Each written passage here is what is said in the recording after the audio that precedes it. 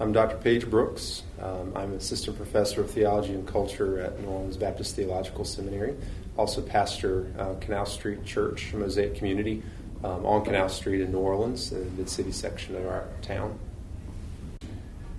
My journey to faith began in my parents' home. I was blessed to have my dad as a pastor. My entire family are believers, and so I really was blessed to be born into a Christian home and came to faith at an early age. I remember it was during a revival at my dad's church where I accepted Christ, and it was one of those testimonies where I wasn't perhaps saved from this massive sin in my life, but at the same time I'm thankful for God's grace because He has kept me from a lot of things because He saved me at an early age. So I'm very thankful for that. How did you start out in apologetics?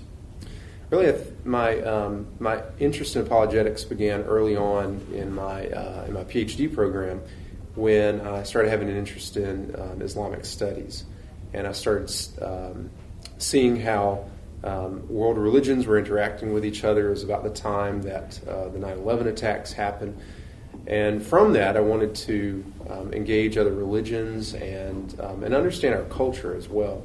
So a couple of my areas of interest and specialty are in postmodernity, culture, and Islamic studies. And I see how all two or three of those tie together in trying to understand the culture and be able to present the gospel in our culture that's constantly changing, a world that is constantly getting smaller, and equip Christians to be able to engage that culture. Whether it be a culture of postmodernity, culture of various religions, whatever they may be facing. I want them to engage it confidently, with thorough knowledge, but also to engage it lovingly with a Christian faith. What would you say to pastors who are thinking about implementing apologetics into their ministry? I would give a word of support and also a word of warning. On the word of support, as far as pastors thinking about incorporating apologetics into their ministry, is that our churches desperately need to know how to think about their faith. We live in a world that is constantly asking questions. Non-believers are checking out the faith all the time, whether we recognize it or not. They might not be coming to our churches and checking it out, but they are constantly looking at how Christians live and how Christians are being portrayed in the media. I sometimes say this in the conferences I speak at, as well as in my own church, that if you were to put a person of another faith, let's just say a Mormon or a Muslim, up against a Christian, my money would be on the Mormon or the Muslim any day. Why? Because Christians don't know how to think through their faith. So on the one side, I would say that we need to be more thoroughly equipping our people and our congregation members in the basics of doctrine and the basics of other religions, and how to defend our faith. On the other side of it, though, I'd give a warning to pastors that are wanting to incorporate apologetics into their ministry, and that is that not every Sunday morning is an apologetic session.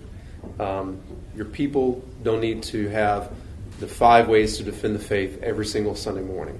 But rather, what I would recommend is that they take the apologetics and they take that defense of the faith and weave it into every sermon they create, every sermon they deliver, every Bible study they have, because our people need to know how to balance out pure apologetics along with pure doctrine, along with pure pastoral care that a pastor has to have on a Sunday morning. So on the one side, I'd say go for it, but on the other side of it, be careful and remember that you are a shepherd first, not an apologist.